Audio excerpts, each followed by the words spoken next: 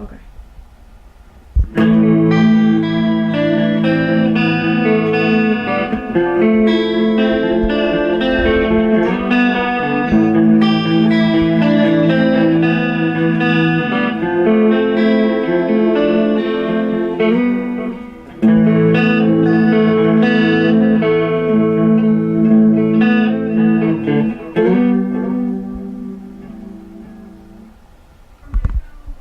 Alright everyone, welcome back to my channel. I'm sure a lot of you know that there's a lot of demonetization going on where, you know, if you don't have 4,000 hours, if you don't have 1,000 subscriptions, then they're going to demonetize. But you know, it was never about money for me doing this. I like the prospects of it, but I think doing it and doing it often, you're going to get better at it. And I do think that there's somebody else that's going to come in and just knock YouTube off the ground because there's too many creators out there. But I don't want to go into that rant. Today is the first episode of an album review of a band that I absolutely love. They're the band that made me who I am today. And so instead of me going off on so many tangents that I could go off on, I'm going to try to just focus. And today we're going to focus on the first Kiss album. This will be my personal thoughts, my personal review of this album. I plan on doing every album. I plan on also later on going back and redoing my reviews. So this one's going to be unique because it's going to be raw. It's not going to have all the whenever I get the PC build, it's not going to have all the bells and whistles, but it's going to be very intimate on its own. So stick around, and hopefully this will be something that either brings fans in, or it will give fans an opportunity to have a different perspective, or I might even share some things about the record in that time that you may have never known. Alright, so today you notice my Paul Stanley Iceman guitar. I've had it for a while. I've got to go get a little bit of work done to it and doctor it a little bit. Right now I've been playing on a Zakk Wylde, one of his new series guitars, and they're great. Takes a little while to get used to because the neck's a little bit wider, but there's a reason for that. And it's almost like an old school Gibson, like the late 50s, 60s Gibsons. It's just wide, but it doesn't feel like an SG anyway. Today we are going to review the first Kiss album. I want to tell you my thoughts, my memories. Does it hold up?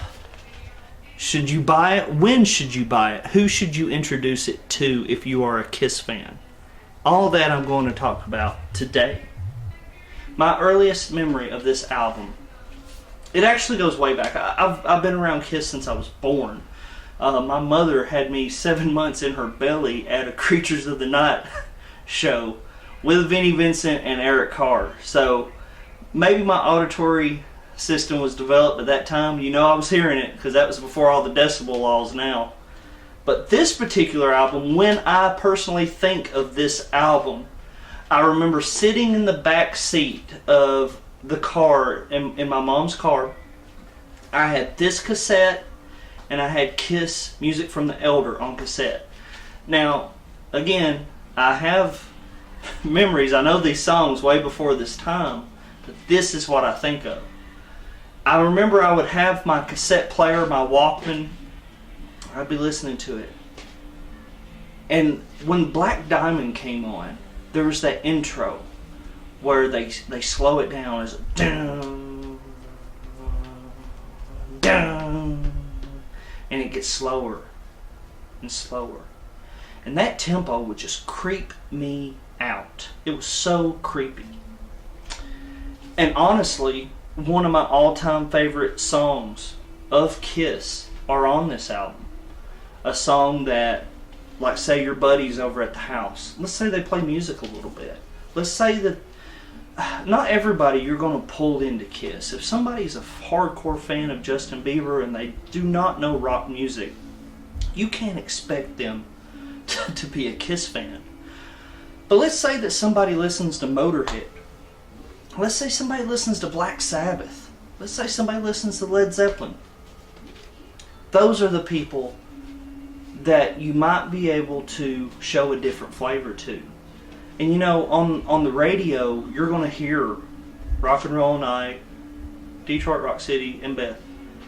And those songs are great for what they were.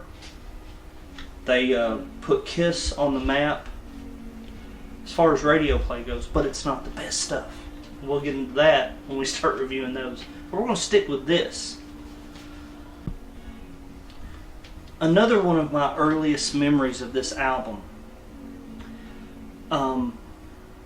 which it's the demos for this album. It's when Kiss did the Wicked Lester demos. I remember buying those. There was a time when you could buy bootleg CDs before Napster, and we got those. Those were the Eddie Kramer demos. Kiss started out as Wicked Lester, and this album, you know, they just got lucky with it. They had studio time from the Wicked Lester sessions that they used with Eddie Kramer, and like 5 or 6 songs of this album was recorded by Eddie Kramer. Gene worked at a magazine company. He called, or not called, but he sent out these packages of the band with the press kit and their makeup, what they were doing to that demo, to all these executives, record label people. And the guy that caught interest was a man that was over a TV production. His name was Bill Aucoin. Also on this record, you'll notice Peter has different makeup. That's because he had this professionally done. Somebody else came in and professionally did this makeup on this cover. Everybody else did their own. Ace Frehley used silver spray paint to dye his hair silver. Keep in mind, guys, this came out in 74, but it was recorded around 73. Okay? This actually is the copy that doesn't have Kissing Time on it. Kiss didn't have Rock and Roll Night at the time. Their ending song was Black Diamond.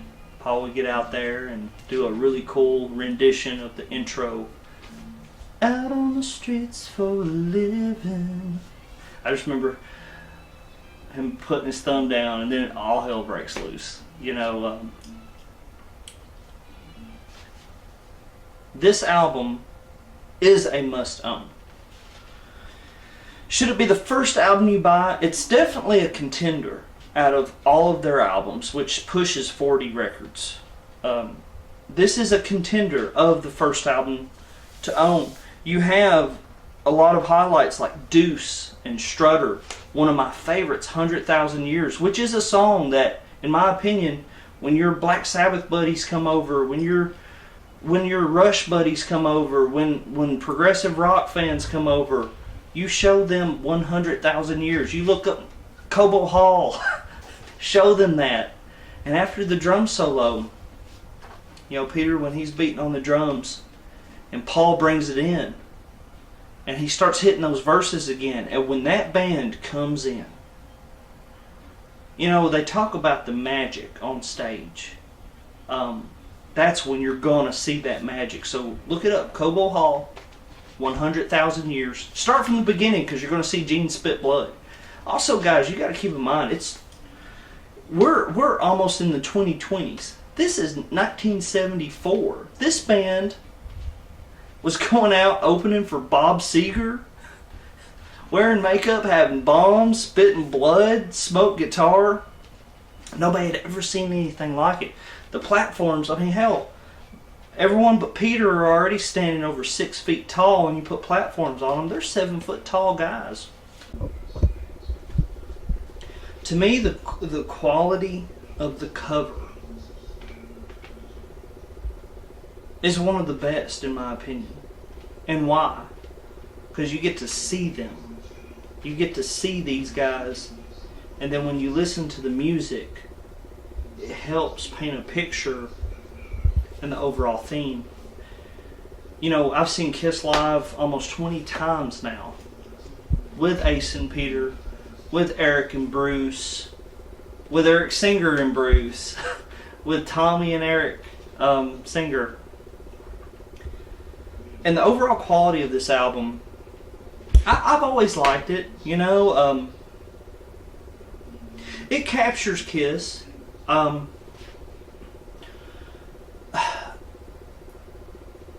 If you want to see the raw side of Kiss from one of these, close to these tours, they did 3 albums in 1 year.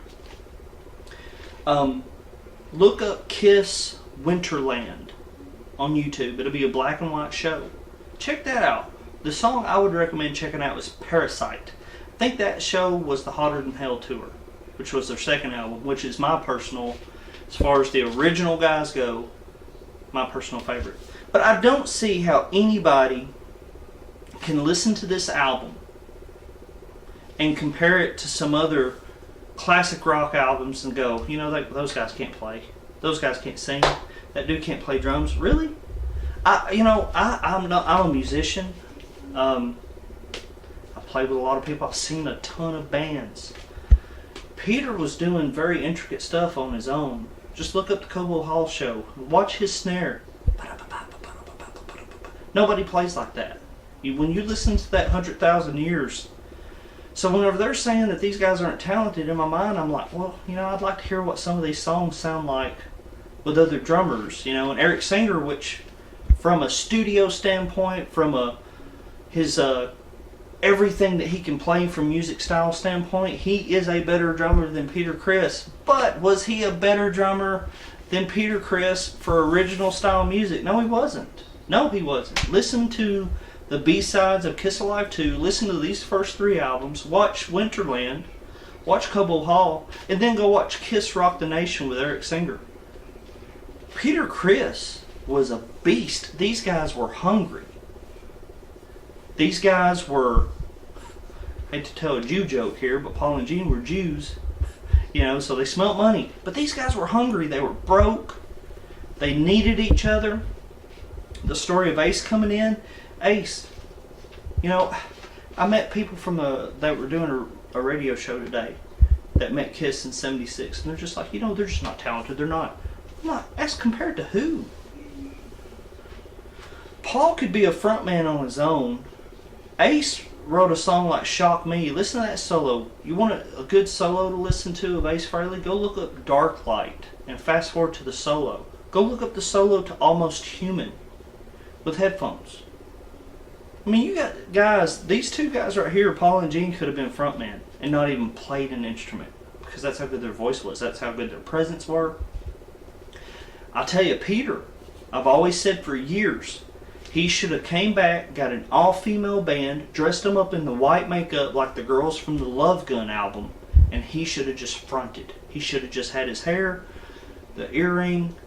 He could have had a cool outfit, a leather jacket with a 3 on it, and just fronted. That's what he should have done. You know, Ace and Peter just did not take advantage of the talents that they had. But they also were such a key member in Kiss. Now let's talk about the best songs on the album. Guys, the first 3 albums, you are going to be hard pressed to find a bad song on these first 3 albums. Why? Well, the albums clock in at 30 to 40 minutes apiece, the first, second, and third one. So when these guys were touring, they were touring non-stop. You guys just have no clue. It takes 2 hours to put the makeup on. Then you gotta have a road crew.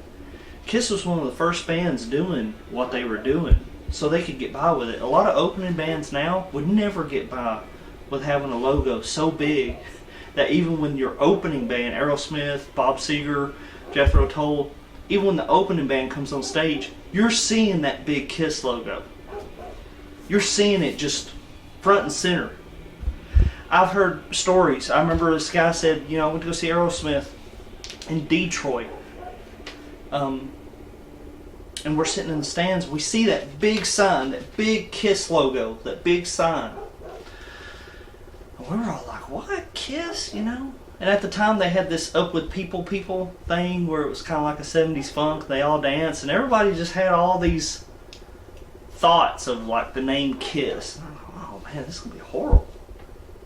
And then he told me when they got on stage, There's no internet, people. There's no YouTube. You can't just get it at. I lived in a town that had a cool record shop where they're getting bootlegs. They had connections. I'm getting cool stuff. I got Wicked Lester. Years on, I had Carnival of Souls, the bootleg, and these guys were fans of rock and stuff too. So a lot of shops didn't carry Kiss for the longest time for whatever reason. They were the black sheep of rock and roll. But he said, you know, when they got done playing, everybody was quiet. The crowd was quiet. They didn't know what they had just saw. And when you go and watch Kiss in Cobo Hall, you let me know if you have ever seen anything like that. Even today. You haven't. You never will.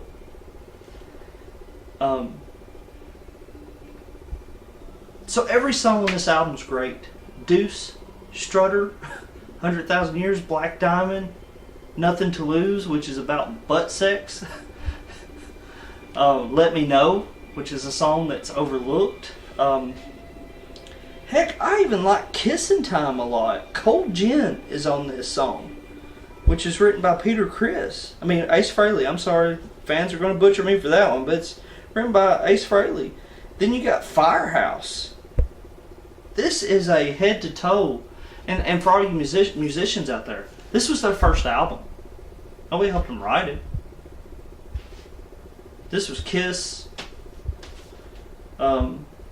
living on the street, out on the streets for a living. Does it hold up today? At work the other night, they played Strutter. They played Strutter over the radio. And I'd say, yeah, it holds up. It holds up well. It's in the top 10 best Kiss albums of all time. And when you go see them live, they will play a lot of these songs. So yes, it holds up. If you're not sure about buying this album, look up 100,000 Years.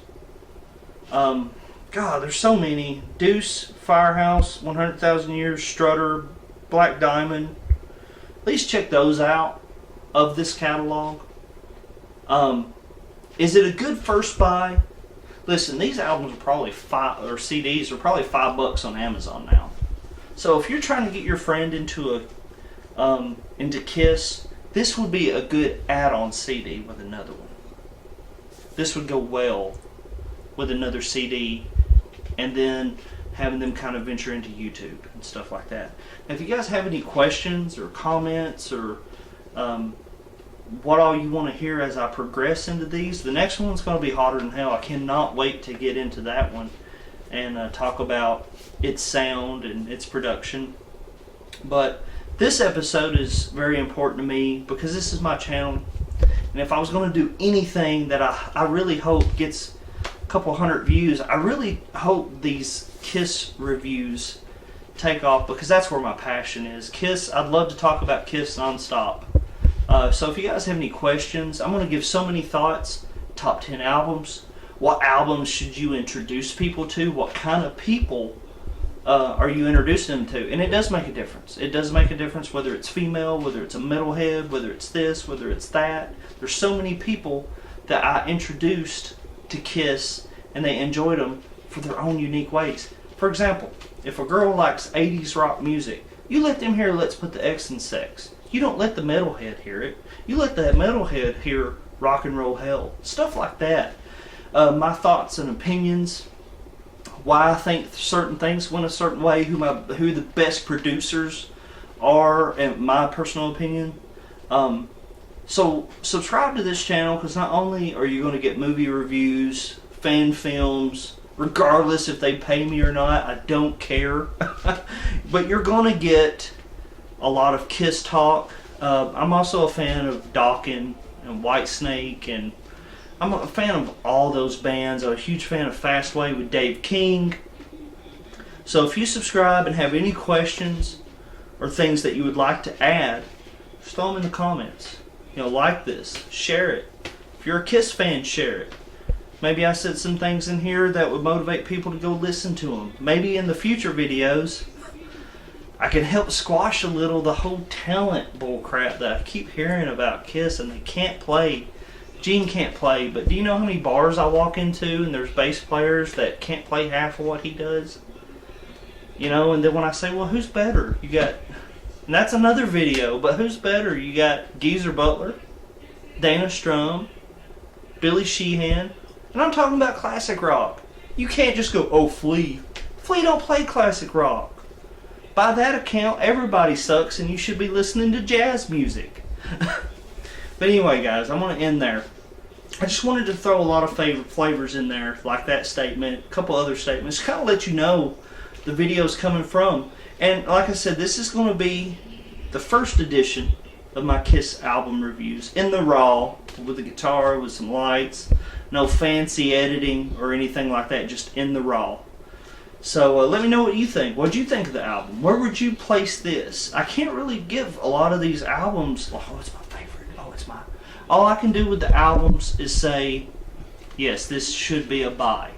Or if you're this type of person, buy it. Or if you're... I think this one's well-rounded for women, men, heavy rockers, light rockers. This one falls in that little ground. It does on certain songs sound dated, but when you have Deuce and Strutter, 100,000 Years, Black Diamond, if that's cranked, man, step back, you know. Anyway, guys, I appreciate it, and I'll see you guys around for the next album review. Thank you. Okay.